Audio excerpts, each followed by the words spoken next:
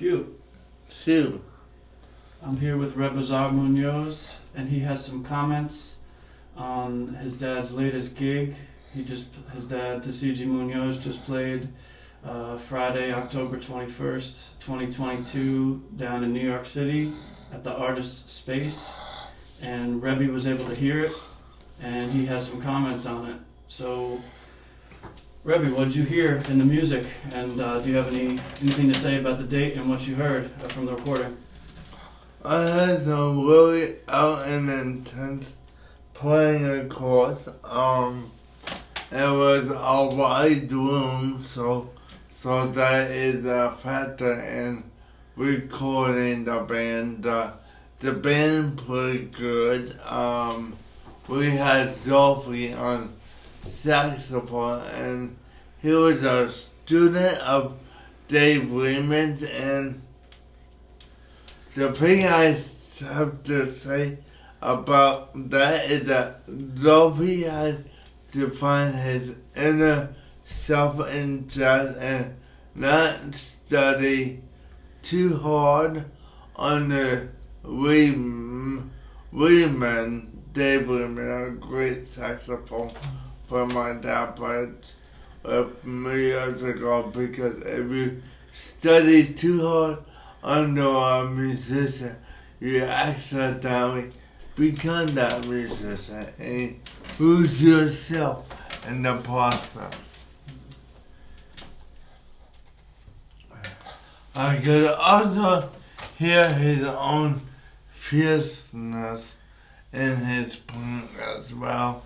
So I know he's gonna be a great player because he came from a classical family coming into jazz, and that's the best way to become a great jazz, especially an avant-garde jazz musician.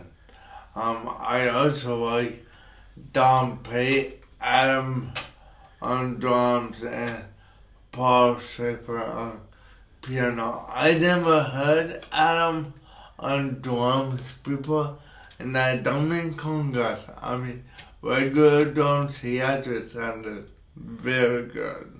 I was pleasantly surprised, but I do have to say the room was cavernous, so you can get that effect on the video. So I have a recommendation, which is taking the audio from the board to the film. But other than that, a really good gig. Yeah, it's very good.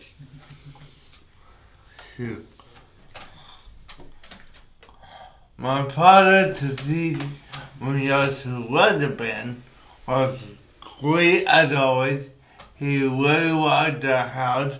He really had his chops down and was really impressive as a guitar player. And I can't say this enough, but you really hear a guitar player that powerful these days, man. I mean, I'm being honest here. I've always do.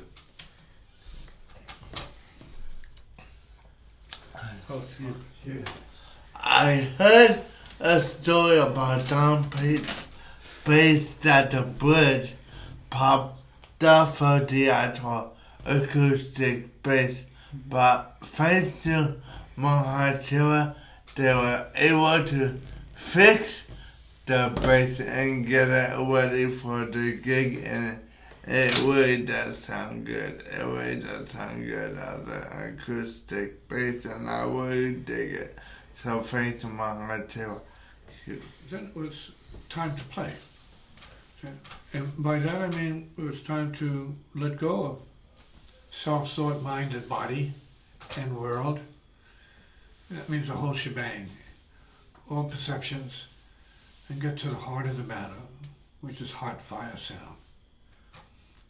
So I got my focus going and started to slip out of consciousness and into the semi-dream state that I work from, and go deeper and begin my meditation and take the people with me to good places along the way. And it was an enjoyment and a delightful journey that I'm not going to forget anytime soon. It was sweet, and it was good to have so many more people with me on the exploration and on the, let's say, discovery of freedom as it was along the way. And that implies the transcendent aspects of my musical, say, practice, from the inside out, letting it go from the inside out, say, letting it go from the inside out.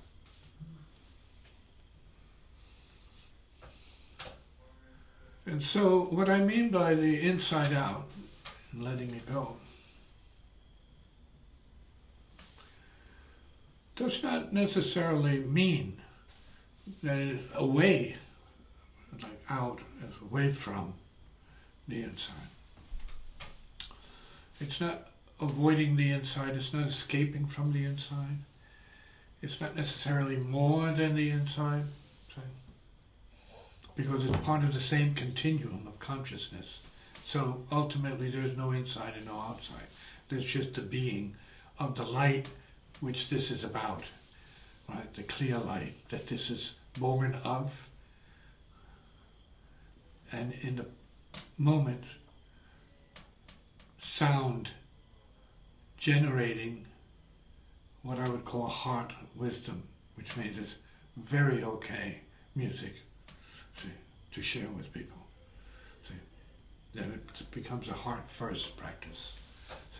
Feeling the right emotions, right? The giving emotions, the soulful emotions, the compassionate emotions. All of these are part of the sharing and the expression from the inside out to others. Not out beyond others, but to others. To help them go beyond their suffering momentarily. Have a good moment of peace within themselves. Extended from the heart of the hearts and the hearts before, from the ultimate heart itself.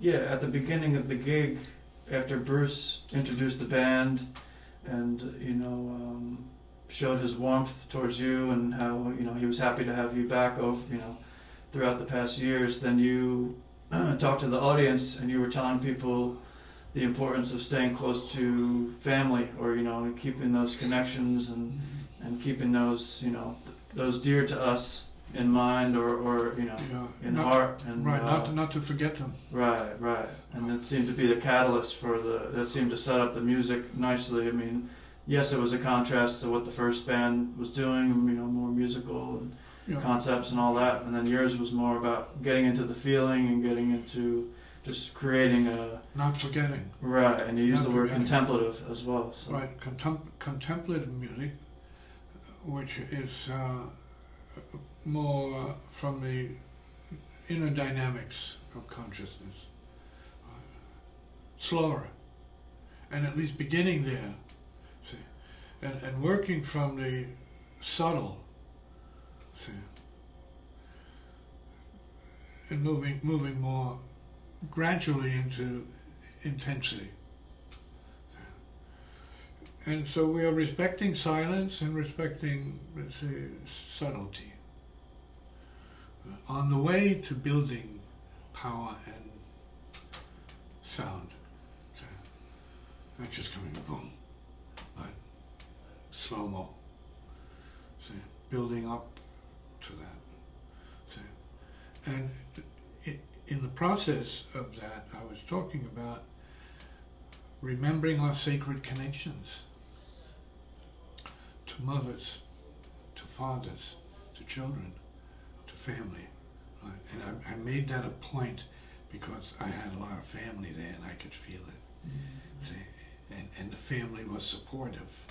And I wanted to make that clear in that moment, that I was on the positive side of that, and that others could be on their positive side of that as well.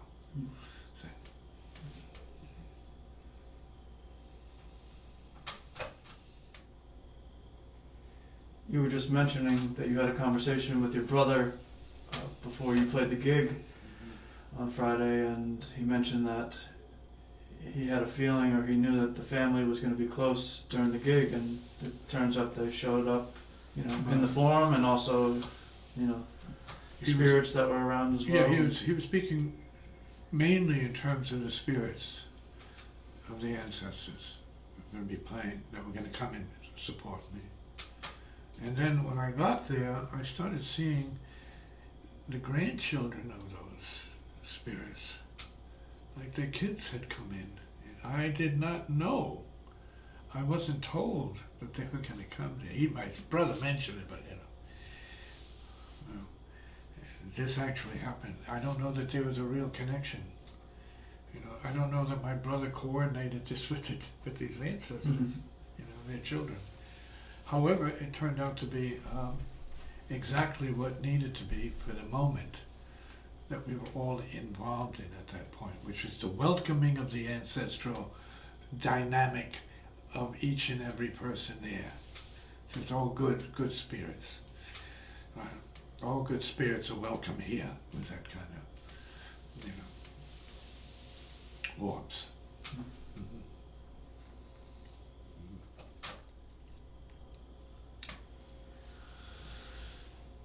So by having family in the audience, or ancestral spirits being present at the gig, does that make it easier to work at the gig, or does that make it a little more difficult because there's maybe heavier energy or more blood karma present?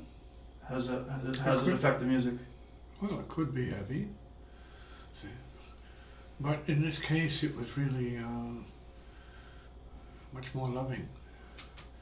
The family came in the spirit of love, gratitude, and I felt it, and it made it easier, you see. So it was an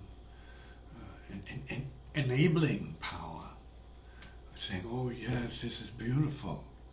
Never heard anything like this before in my life, because they're not exposed to this kind of avant-garde free jazz or hot fire sound music, you see. They hadn't experienced that kind of liberational sort of rising. See, out, we call it out music, but it's a liberational music. Rising, ascending, see, enlightened music, see, ozone music, light music, see. So that was new to them. See, they knew something, and in fact they were saying there was something wonderful going on. They weren't sure what it was. They said they hadn't experienced that at a concert in the same way. You see. So therefore, you see, this was a little bit different. This was a happy reunion. So then the spirits and the powers that be relative to family are enabling and ascending, willfully ascending. So we do need more of that on the planet. Positive family reunions in the same spirit of rising together in love, heart open, soul awakened, and mind transcending all together.